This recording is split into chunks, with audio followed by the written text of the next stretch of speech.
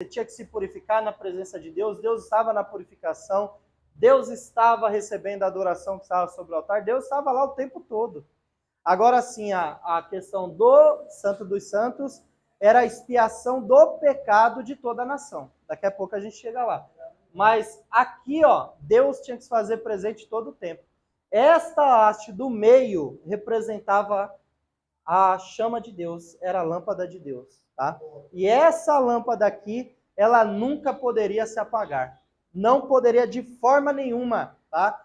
O que acontece lá no livro de Samuel? Ó, 6 na Bíblia, quando vier o anticristo, ele vai ser conhecido por um número, né? Qual é o número? 666. 6 é o número do homem, tá? Ó, Deus criou todas as coisas. No sexto dia, tá? Deus termina no sétimo, tá lá em Gênesis 2, né? Terminando, Deus do sétimo dia descansou. Ficou alguma coisa para o último dia, não sei o que foi, mas na criação revelada são 6 dias, tá? Então, em 6 dias, Deus criou todas as coisas existentes que são apresentadas por ele na revelação divina do texto. E no sexto dia, Deus faz o quê? Cria o ápice da sua criação, que é o homem, tá? O ser humano. Então, Deus criou o homem no sexto. 6 sempre vai ser um número que revela a presença de Deus, do homem, tá? E 7 na Bíblia sempre vai representar a presença de Deus. E a haste do meio aqui, ó, ela é a 7ª haste, tá? Vou colocar aqui, ó. Tá? 7ª. 7ª haste, tá? O que isso quer dizer? Que essa lâmpada jamais, nunca, de forma nenhuma poderia se apagar. Aí você lembra a história lá de Samuel? O que aconteceu lá? Eli estava velho, já não tinha mais revelações, visões, a palavra de Deus era de muita valia.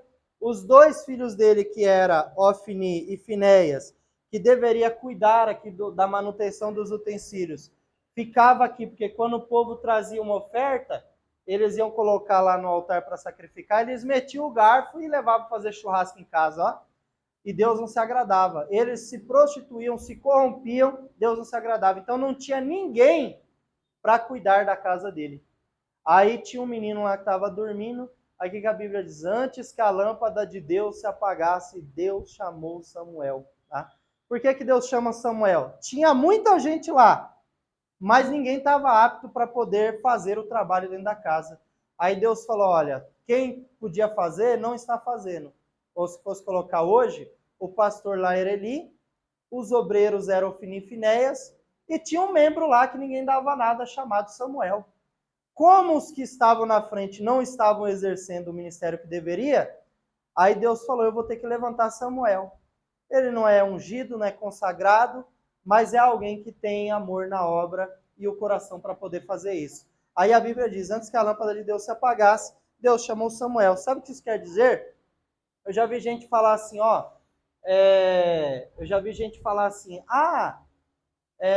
as igrejas estão frias, não tem mais avivamento, a igreja lá acabou, não tem mais Pentecoste, agora é só o anticristo. Mentira!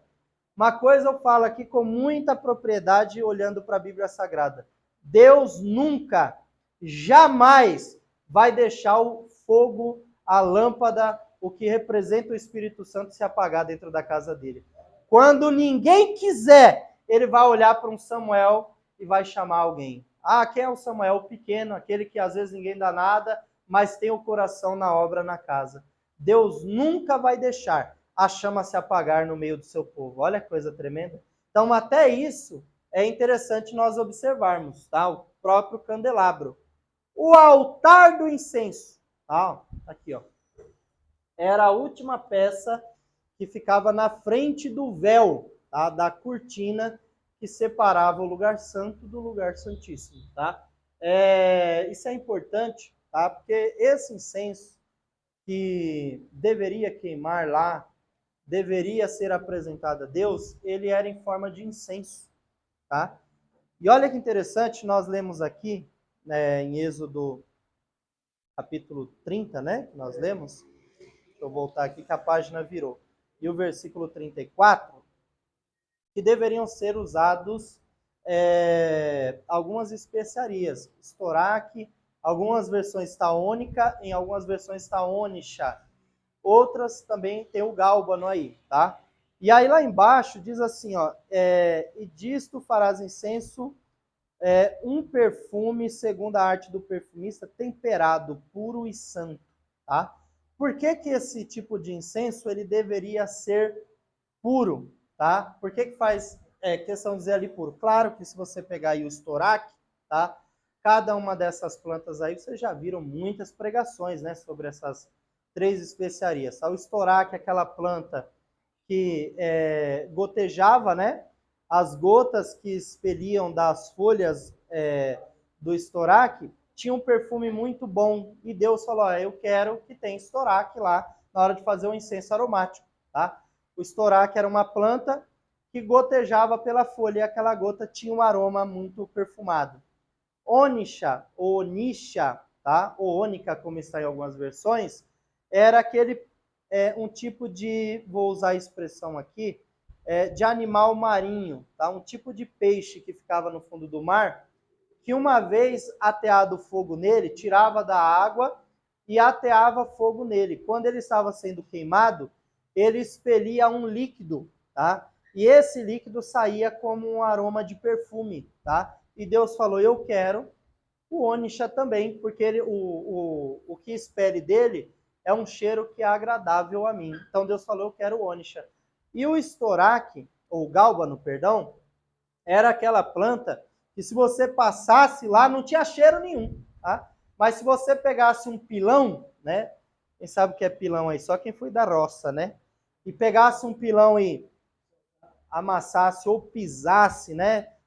Fizesse ela ser amassada, ela começava a soltar um perfume, tá? Deus falou, eu quero, né? Claro que vocês já ouviram muitas pregações sobre isso. Gálbano, onisha, estoraque, tá? Quando você fala de estoraque em nível de pregação, tá? A gente leu esse texto, quem chegou depois, em Êxodo 30 e versículo 34, tá? Quando você fala de estoraque, tá? Você fala de adoração também, tá?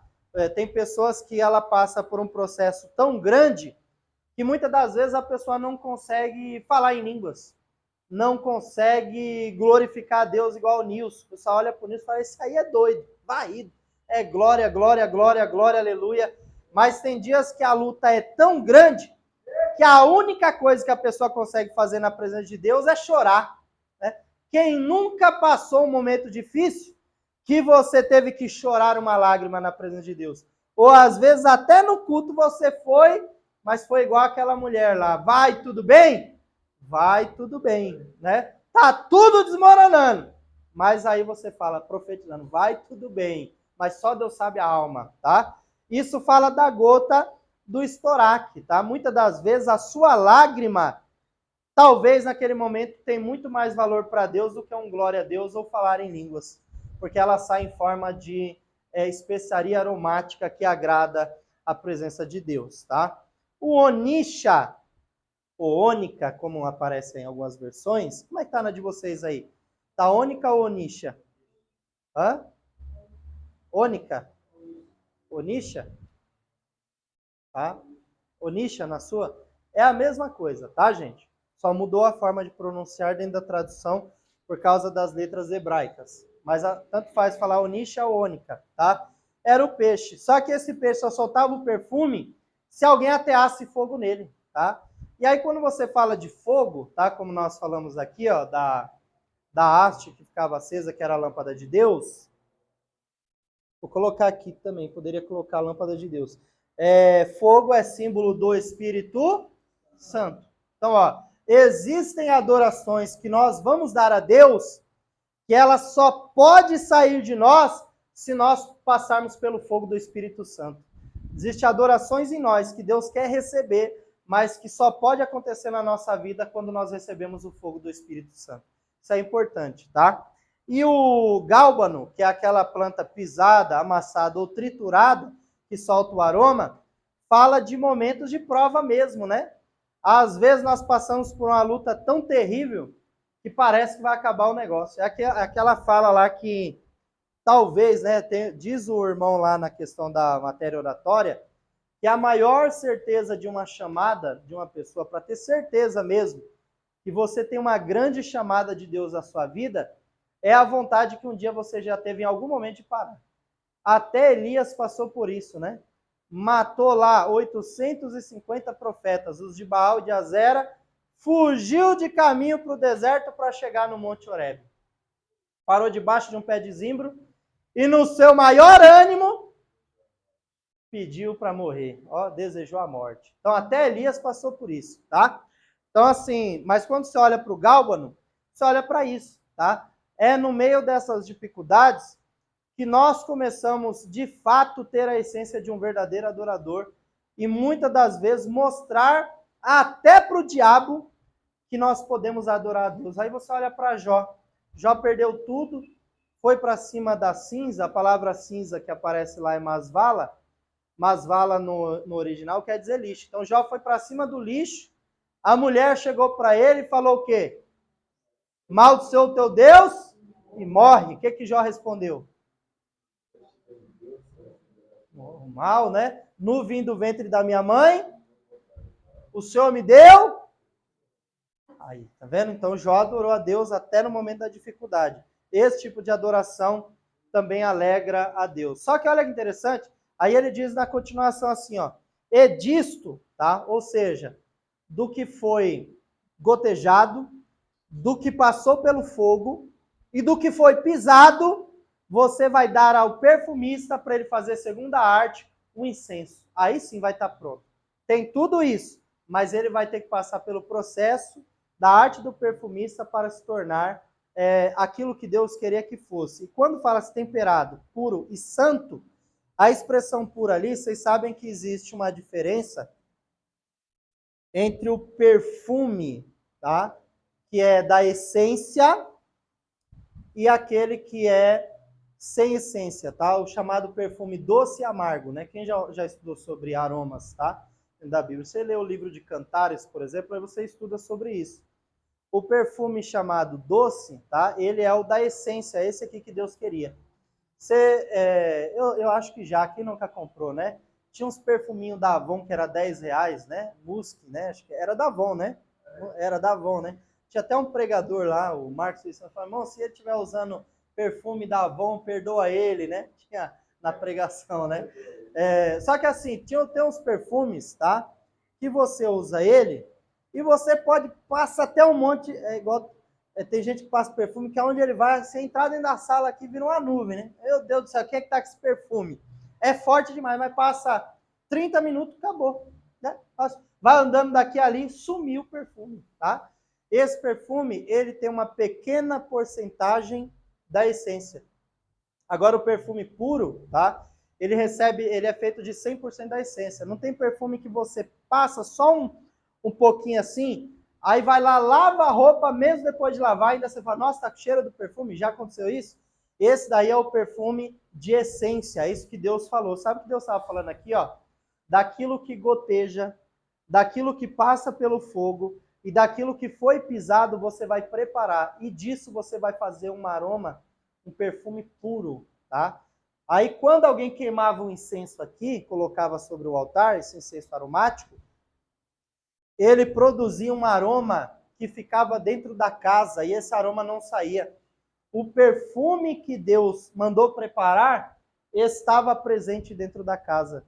E aquele perfume lembrava a presença de Deus. Sabe o que Deus estava dizendo? Todas as vezes que alguém entrar aqui, os pães têm que estar lá porque eu sou Deus que provê. A lâmpada tem que estar acesa porque eu sempre vou estar no meio do meu povo. E no altar do incenso, eu sempre vou marcar a minha presença dentro da minha casa. Quando uma pessoa entra, ela percebe que Deus está dentro da casa. Tem gente que fala assim, irmão, acho que Deus não está aqui não. A essência da presença de Deus, ela é perceptível. Quem é espiritual consegue perceber. Às vezes o pregador é um pregador que estudou muito oratória, tem uma boa didática, é um bom teólogo, e tem a arte de falar em público de uma forma fluente, é eloquente nas palavras, e muitas das vezes ele vai usar a técnica. Ele fala, levante a sua mão, glorifique a Deus, e os irmãos glorificam porque a palavra de Deus, com ou sem o pregador ali, Hebreus 4:12, a palavra de Deus é viva, ponto final e acabou. Agora, você percebe quem é espiritual quando a pregação ela é mecânica e a técnica do pregador sem a unção. Agora, quem é espiritual, que consegue sentir a essência revelada pelo altar, você consegue perceber se Deus está ou não. Porque a essência de Deus é inconfundível, tá? Você jamais, sendo espiritual, conhecendo a presença de Deus, vai confundir a unção com a técnica que está no pregador. Olha, tem uma diferença muito grande. Eu conheço um pregador, amigo meu, que ele falou assim, ó, às vezes o culto tá tão pesado, ele falou isso aí, tá? Estou reproduzindo, não vou falar o nome também, né? Vai que você conhece. Ele disse assim, às vezes o culto tá tão pesado que eu tenho que usar técnica. E eu chacoalho a igreja, não é nem o Espírito Santo, né? Ele chacoalha a igreja, tá? Técnica, tá? Agora é diferente, tá? Eu já vi uma pessoa que não tem técnica e até eu falei assim, não vai sair nada. Sério, falei isso aí, uma amiga minha pregando, e ela prega assim, ó, meus irmãos, desse jeito, meus irmãos, Deus é na vida de vocês. E ela começa a chorar. Aí eu pensei assim, meu Deus, não vai sair nada hoje. Quando passou 10 minutos, Deus incendiou a igreja. Essência, tá? Às vezes o pregador vai lá, gospe no microfone, né? Aí os irmãos, já vi gente até tampar o ouvido assim, né? Doendo o ouvido, pensando que vai fazer alguma coisa, não faz nada. E nós precisamos ter a essência, tá? É só barulho, tá? Então isso fala de essência, tá? Deixa eu ver aqui, né, gente? Tô falando, deixa eu montar na página aqui isso aqui, tá? Aí agora, gente, ó, nós vamos pular aí para a parte da arca, tá? Da arca da aliança. Mas deixa eu achar a parte que fala do véu aqui. O éfode, peitoral, urim tumim, mitra. Deixa eu ver aqui.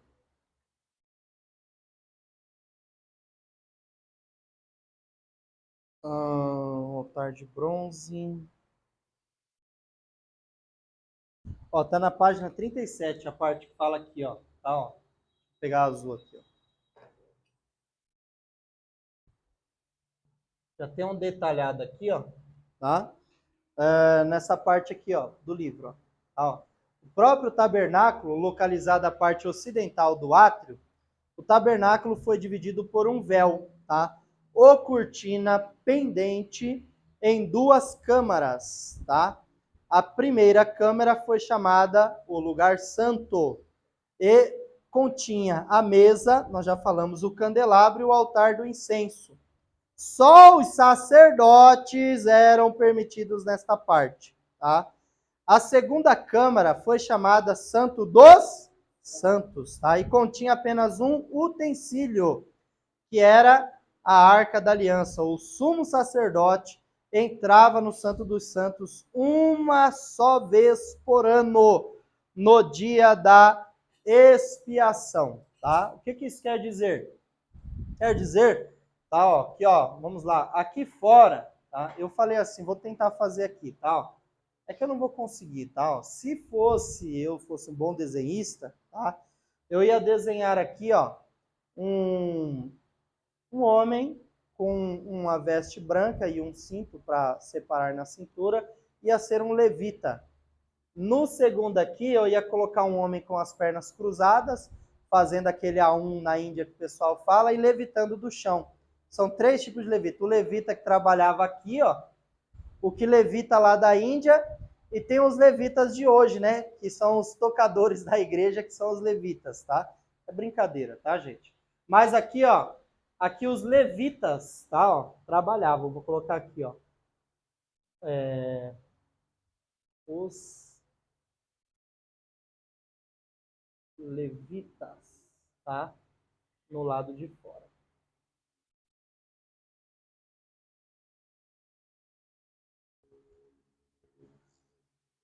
Aí aqui dentro, ó, só os sacerdotes, tá?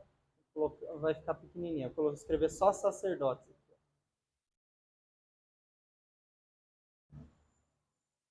E aqui, ó, o sumo sacerdote, tá? Vou colocar em cima aqui, ó.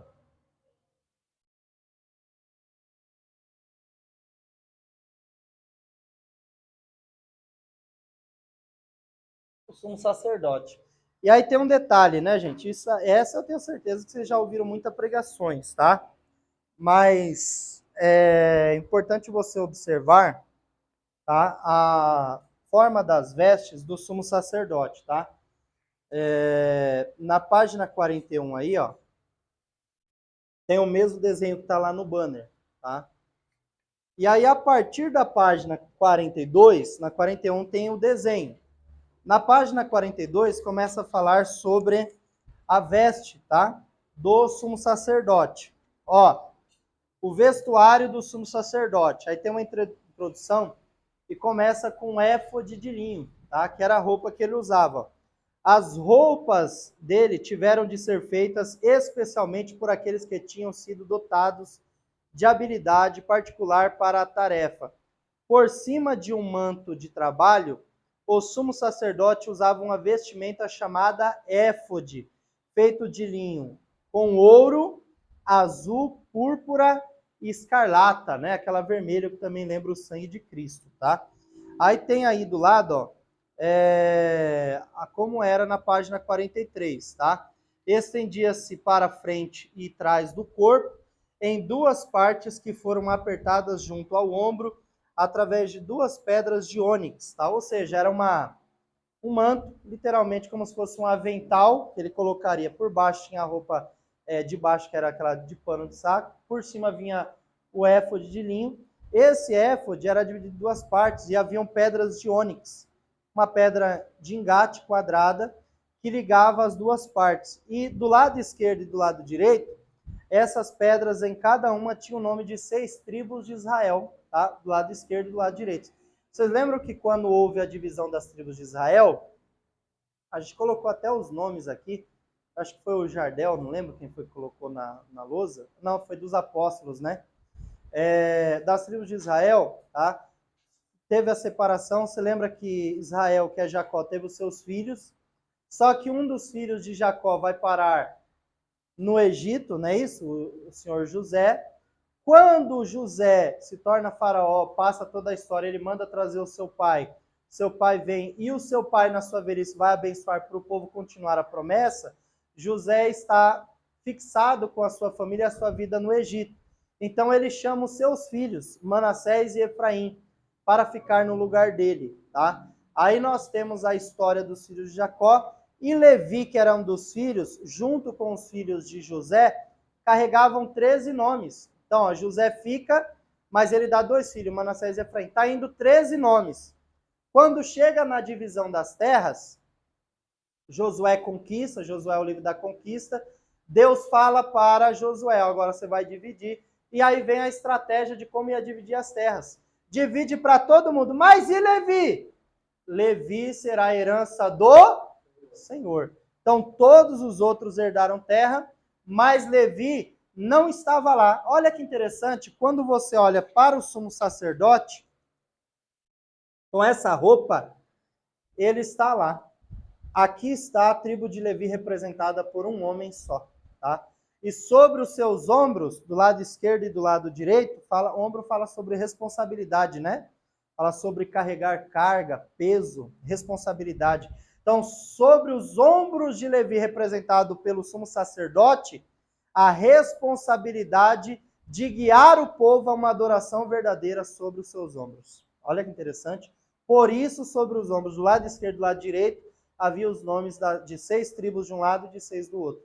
Quando o sumo sacerdote entrava qualquer lugar aqui, ó, ele estava entrando para adorar a Deus e ele estava dizendo assim: eu sozinho represento toda a nação de Israel e tenho o dever de levar o povo e guiar o povo a uma adoração genuína a Deus. Olha que interessante. E esse manto, esse éfode, tá? Ele carregava também na parte da frente ainda, colocado sobre ele, um tipo de peitoral, tá? que carregava as pedras, tá? Tem ainda uma introdução, vou só terminar aqui, ó. Nós falamos das pedras de ônix fixadas com ouro, as travinhas, tá? Em cada uma dessas foram gravados os nomes das tribos de Israel. Foram colocados 6 nomes, já falei isso, em ordem de nascimento em outro ombro e 6 no outro.